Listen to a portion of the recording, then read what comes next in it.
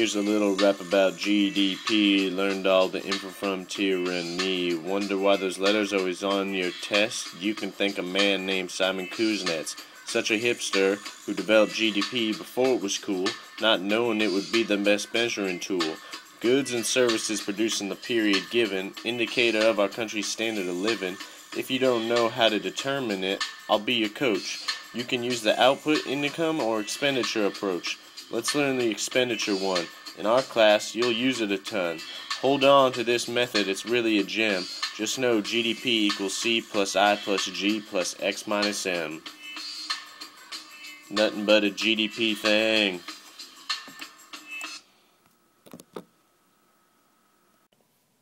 GDP, or Gross Domestic Product, refers to the market value of all officially recognized final goods and services produced within a country in a given period. It was first developed by Simon Kuznets in 1934. To get things straight, GDP measures a value, not just a total number of goods. Also, GDP does not include intermediate goods, such as a tire on a truck. There must be some sort of production, such as a car or a computer, not a stock or a bond, or a transfer payment. It only measures the things being produced within a country's borders. Also, it is only goods produced in that period of time. It does not include used goods. When using the expenditure approach, you must use the four components and know them. The four would be consumption, investment, government purchases, and net exports. Consumption would be the spending by households on goods and services, not including spending on new homes. Examples would be car, water bottle, textbook. Investment would be spending by firms on new factories, office buildings, machinery, and additions to inventory. Also spending by households on new houses. A great example for investment would be buying new computers for your business. Next, we have government purchases, which is spending by federal, state, or local governments on goods and services. Good examples of this would be the government builds a new road or a teacher's salary. Last one is net exports, which is just exports minus imports.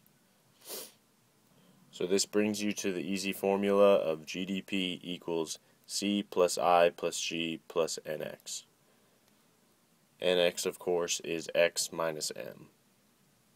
The two types of GDP, nominal versus real, are just slightly different. They both measure the value of final goods and purchases. Nominal GDP uses the current year prices, while real GDP uses base year prices. You can compare nominal and real GDP using the GDP deflator. The equation for the GDP deflator is nominal GDP divided by real GDP multiplied by 100. Also, this is a helpful way to find the inflation rate. All you need to do is find the percentage change in the GDP deflator over years given. The Bureau of Economic Analysis, or the BEA, is an agency in the U.S. Department of Commerce that provides important economic statistics, including the GDP of the United States. Its mission statement is to, quote, promote a better understanding of the U.S. economy by providing the most timely, relevant, and accurate economic data in an objective and cost-effective manner, end quote. Some economists still argued gross domestic product is not linked to the real world and therefore has little or no value at all in economic analysis. Also, many environmentalists argue that GDP is a poor measure of social progress because it lacks taking into account the harm done to the environment.